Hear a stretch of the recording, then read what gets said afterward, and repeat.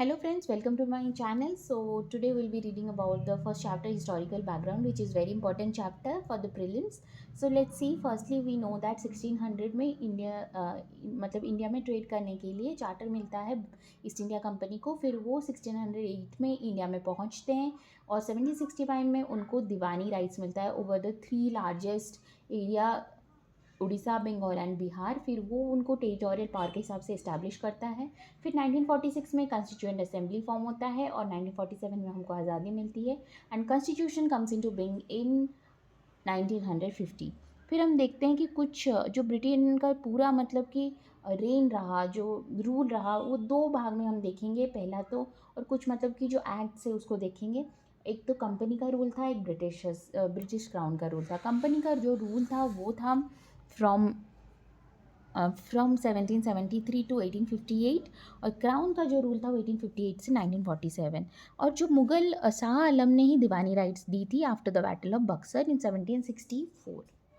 तो फिर battle of Buxar 1764 में हुआ था। अब हम देखेंगे पहला एक्ट जो है रेगुलेटिंग एक्ट ऑफ 1773। ये बहुत इंपॉर्टेंट एक्ट बनता है क्योंकि इसी के थ्रू सेंट्रल जो एडमिनिस्ट्रेशन है वो इंडिया में आता है। कंपनी के पहली बार ब्रिटिश क्राउन उसके एडमिनिस्ट्रेटिव और पॉलिटिकल फंक्शन को रिकॉग्नाइज करता है, प्लस उसके फंक्शंस को रेगुलेट और कंट्रोल भी करता है। जैसे कि हम देखेंगे कि गवर्नर जनरल ऑफ बंगाल जो कि वॉरेन हास्टिंग्स थे तब उस टाइम पे, उनको गवर्नर ऑफ बंगाल से गवर्नर जनरल ऑफ बंगाल बनाया गया। और उसी के साथ साथ हम देखेंगे कि गवर्नर ऑफ बम्बे और मद्रास उनके सबऑर्डिनेट हो जाते हैं। उसके बाद क्या होता है कि सुप्रीम कोर्ट की इस्टेब्लिशमेंट होती है 1774 में और उसके साथ साथ कोर्ट ऑफ डायरेक्टर्स की इस्टेब्लिशमेंट होती है जो कि ब्रिटिश क्राउन करवाता है, जो देखता है revenue, civil and military affairs. Judicial के लिए सुप्रीम कोर्ट।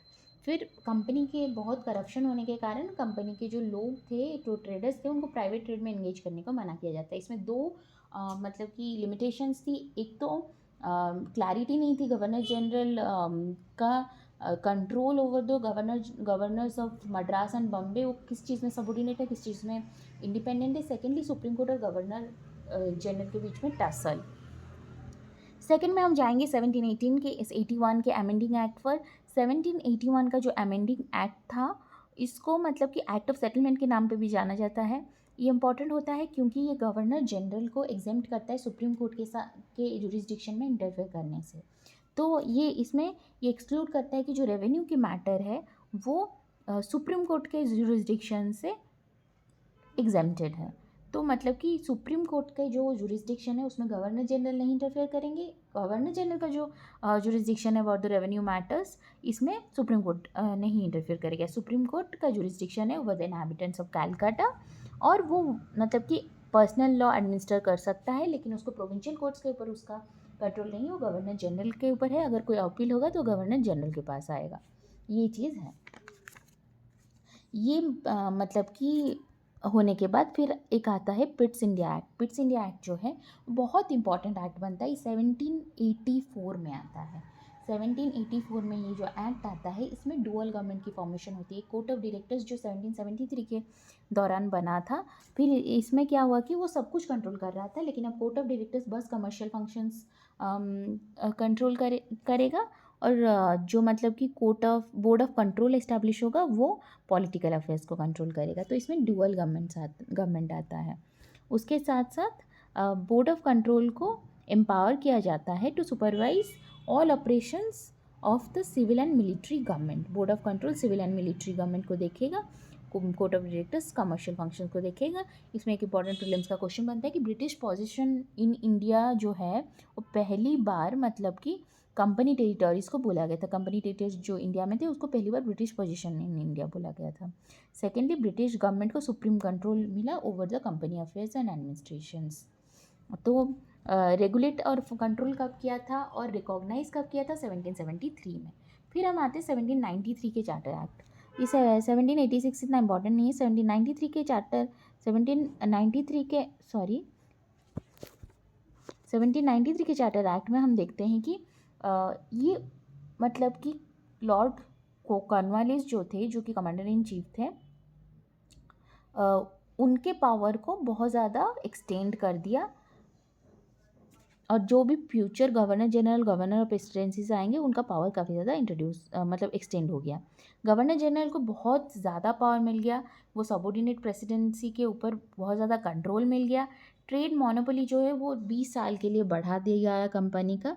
और कमांडर चीफ ज़रूरी नहीं हो वो गवर्नर जनरल के काउंसिल के मेंबर बने, अगर उनको अपॉइंट किया गया तो अलग बात है। उसके साथ साथ बोर्ड ऑफ कंट्रोल का जो पैसा जाएगा, जो पॉलिटिकल अफेयर कंट्रोल कर रहा है, वो इंडियन रेवेन्यू से जाएगा। So this is the drain of the wealth from India. फिर 1813 में क्या होता है कि वहाँ हमारा कॉन्टिनेंटल ब्लॉकेज चल रहा होता है, जो नेपोलियन ब्लॉक कर देते हैं पूरे यूरोप, मतलब यूरोप के कंट्रीज़ को अक्वायर करने के बाद वो ब्रिटेन के साथ ट्रेड करने को मना करते हैं, जिससे काफ़ी लॉस होता है ट्रेड इन ब्रिटेन। तो इसीलिए क्या करते हैं कि बाकी ट्रेडर्स को अपॉर्चुनिटी देने के लिए ईस्ट इंडिया कंपनी का जो ट्रेड मोनोपोली था उसको ख़त्म करते हैं, except for the T trade in India and the trade with China. तो ब्रिटिश क्राउन जो है वो सोवरेंटी असर्ट करता है over the company territories. Christian missionaries अपने लैंग्वेज, अपने फेथ, ये सब स्प्रेड करते हैं, वेस्टर्न एजुकेशन स्प्रेड होता है, और जो लोकल गवर्नमेंट है वो टैक्स कर सकते हैं ओवर द पर्सन। ये हुआ था कब? ये हुआ था 1813 में। अब 1833 में हम आते हैं। 1833 फाइनल स्टेप था towards the centralisation of India. तो इसमें क्या था कि गवर्नर जनरल ऑफ बंगाल जो थे उनको गवर्नर जनरल ऑफ इंडिया बना दिया गया। Very important step. 1773 में गवर्नर जनरल बने थे, अभी गवर्नर जनरल ऑफ इंडिया बन गए। उनके पास सिविल और मिलिट्री पावर्स आ गए। ये पहली बार मतलब कि the act vested for the first time the government of India with authority over the entire territorial area. तो तब बने थे लॉर्ड विलियम बेंटिक।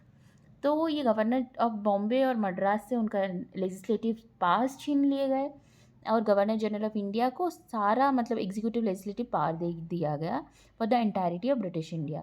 और लॉज जो बने उसको रेगुलेशन बोला गया, और लॉज मेड अंडर मतलब कि पहले जो लॉज बने थे उनको रेगुलेशन बोला गया था, और इस एक्ट के दौरान जो लॉज बने उन्हें एक्ट बोला गया था।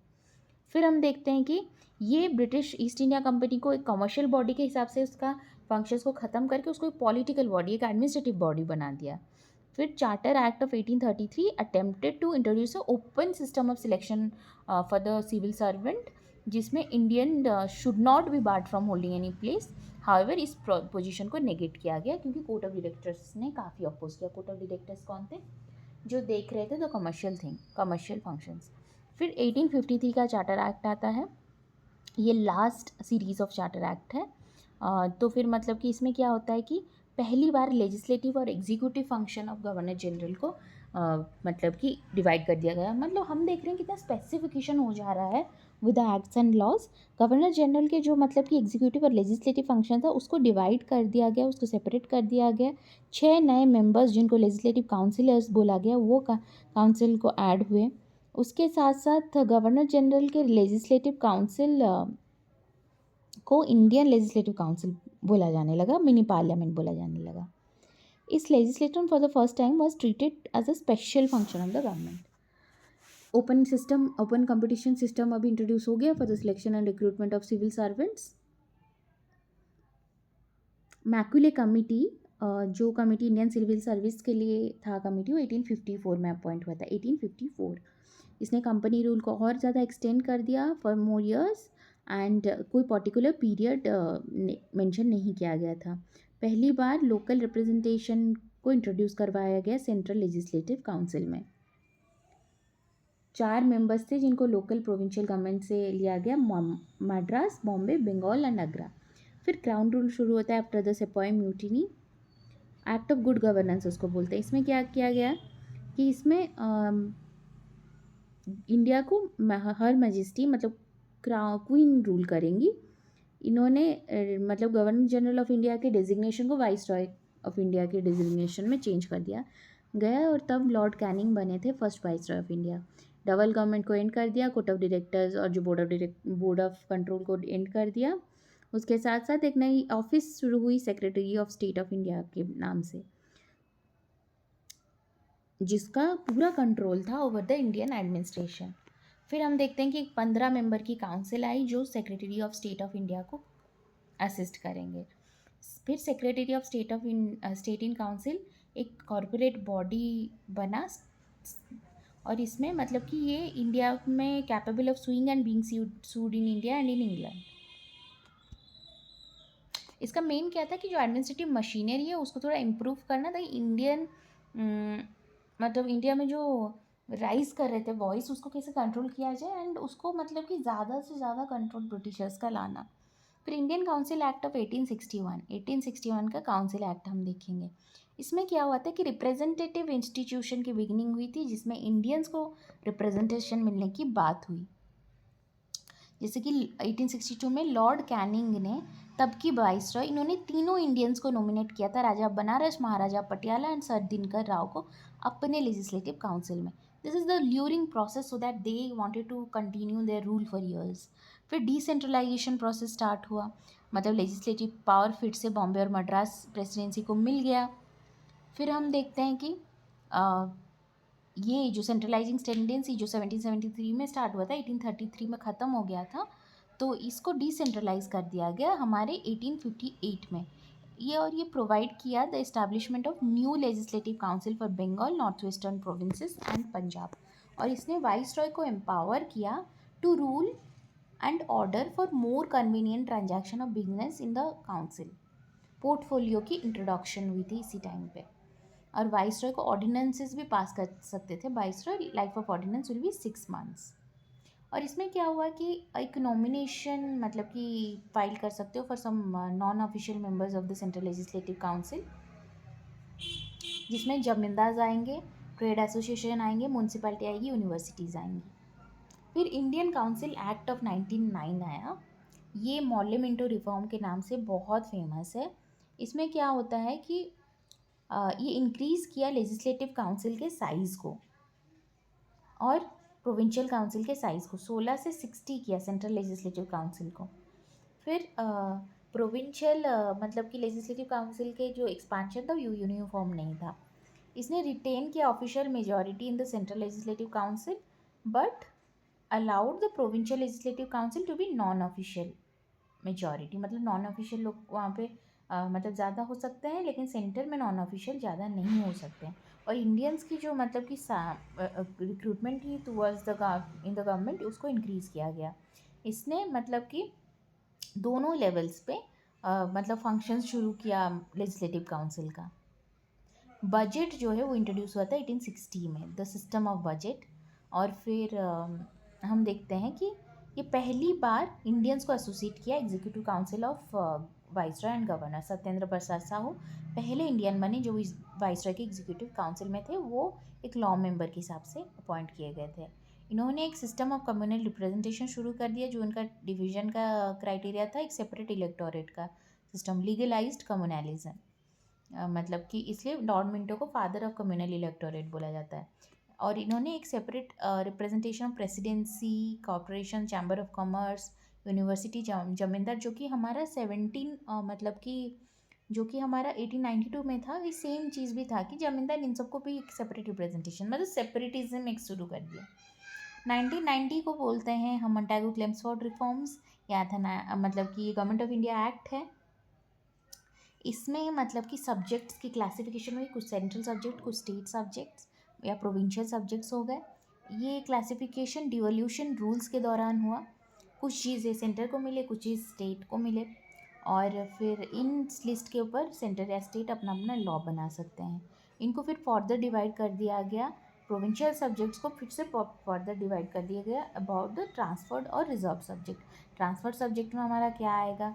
पब्लिक हेल्थ आएगा, एजुकेशन आएगा, लोकल सेल्फ गवर्नमेंट आएगा, एग्रीकल्चर आएगा। रिजर्व्ड में क्या आएगा? इंपॉर्टेंट चीज़ें जैसे police, administration, justice, prisons, land revenue, finance, ये सब इंपॉर्टेंट चीज़ें अपने पास रख के कुछ छोटी छोटी चीज़ें प्रोविंशियल सब्जेक्ट्स के वो ट्रांसफर्ड में दे दिए गए। ट्रांसफर सब्जेक्ट जो है वो गवर्नर एडमिनिस्टर करेंगे with the head of ministers. और रिजर्व चीज़ें जो है वो गवर्नर एडमिनिस्टर करेंगे with his executive council without being responsible to the legislative council. वो अपने हिसाब से करेंगे। इसको डायरकी बोला गया। तो मतलब डबल रूल। और फिर पहली बार बाईकैमरलिज्म की इम्पोर्टेंस मतलब इंट्रोडक्शन हुई और डायरेक्ट इलेक्शंस शुरू हो गए कंट्री में। एक अपर हाउस था, एक लोअर हाउस था, और मेजॉरिटी ऑफ द मेंबर्स जो थे दोनों मतलब कि हाउसेस में, वो डायरेक्ट इलेक्शन से चूज़ किए गए। तो इसमें मतलब कि एक वाइसरॉय के एग्जीक्यूटिव काउंसिल में 6 में से एटलीस्ट 3 इंडियन होना चाहिए। फिर इसने कम्युनल रिप्रेजेंटेशन शुरू कर दी, मतलब प्रिंसिपल को एक्सटेंड कर किया इसमें भी। फिर limited number of people on the basis of property, tax, qualification, उनको मतलब कि वोटिंग राइट्स मिले। फिर it created a new office of high commissioner in India. इसमें एक पब्लिक सर्विस कमीशन की भी इस्टेब्लिशमेंट हुई, सेंट्रल पब्लिक सर्विस कमीशन। पहली बार प्रोविंशियल बजट सेंट्रल बजट से अलग हुए। और फिर इसके साथ साथ हम देख सकते हैं कि एक स्टैट्यूटरी कमिटी बैठा to inquire into the report of its working after 10 years. मतलब हर 10 साल में हम कैसे मतलब अपना क्या काम किए उसके ऊपर इंक्वायर करेंगे। फिर एक चैम्बर ऑफ प्रिंसेस, जिसको नरेंद्र महल बोला जाता है, वो उसकी प्रपोजल आई थी। इसको इनाग्रेट किया गया 1921 में। इसमें 120 मेंबर्स थे जो प्रिंसेस थे, ऐसे 108 स्टेट के, और 12 रिप्रेजेंटेटिव थे स्टेट्स के। फिर साइमन कमीशन आ जाता है 1927 में। और हम देखते हैं कि फिर कम्युनल अवार्ड रैमसे मैकडोनल्ड देते हैं। फिर हम देखते हैं कि एक 1935 की गवर्नमेंट ऑफ इंडिया एक्ट, जिसमें क्या होता है कि ये बहुत ही लेंदी डॉक्यूमेंट था। इसमें ऑल इंडिया फेडरेशन की इस्टेब्लिशमेंट होती है, फेडरल लिस्ट, प्रोविंशियल लिस्ट बनता है। पहले 59 54 आइटम्स थे इन दोनों में। रेसिडुअरी पावर्स वाइसरॉय को दिया जाता है। डायरकी की एबोलिशन होती है, और मतलब कि सेंटर में डायरकी अडॉप्ट की जाती है, और डायरकी की एबोलिशन प्रोविंसेस में होती है। इसमें बाइकैमरलिज्म मतलब कि 6 प्रोविंसेस में, 11 प्रोविंसेस 6 प्रोविंसेस में होता है, जैसे बंगाल, बिहार, मद्रास, असम और यूपी। फिर हम देखते हैं कि एक certain number of general seats रखा जाता है शेड्यूल कास्ट के लिए, और डिवीज़न इन्होंने ले आया। फिर काउंसिल ऑफ इंडिया को एबोलिश कर देते हैं, फ्रेंचाइज को एक्सटेंड करते हैं, और रिजर्व बैंक ऑफ इंडिया को इस्टेब्लिश करते हैं। उसके साथ साथ फेडरल पब्लिक सर्विस कमीशन, इसके पहले वाले में इन्होंने मतलब कि जो यूनियन पब्लिक सर्विस किया था, इनमें federal public service commission, federal court, और बर्मा को इंडिया से सेपरेट कर दिया, और माइनॉरिटीज़ की जो मतलब कि इंटरेस्ट को सेफगार्ड किया। उसके साथ साथ फेडरल रेलवे अथॉरिटी की एस्टैब्लिशमेंट भी हुई थी। और इसी से ही जो कैग अभी है, जो ऑडिटर जनरल ऑफ इंडिया, उसकी उनकी अपॉइंटमेंट के लिए यही एक्ट से ही मतलब कि दिया गया था। फिर 1947 की इंडिपेंडेंस एक्ट जो है, इसमें क्या हुआ कि ब्रिटिश रूल का खात्मा हुआ। इसमें इंडिया का पार्टीशन हुआ। पार्टीशन के लिए इस एक्ट में दिया गया था। वाइसरॉय की ऑफिस को मतलब कि हटा दिया गया। कॉन्स्टिट्यूंट असेंबली को एम्पावर कर दिया गया of the two dominion to frame their own rules and adopt their constitution. और फिर उसके साथ साथ इन्होंने ऑफिस ऑफ सेक्रेटरी को एबोलिश किया, लैप्स ऑफ ब्रिटिश पैरामाउंटेंसी, और इन्होंने फ्रीडम दिया इंडियन प्रिंसली स्टेट इधर to join any of the dominion और to remain independent.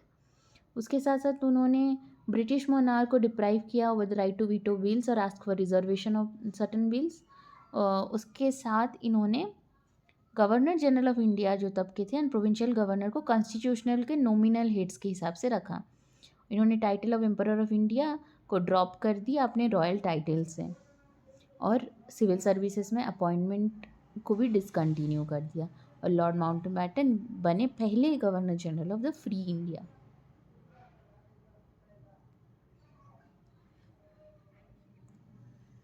Thank you.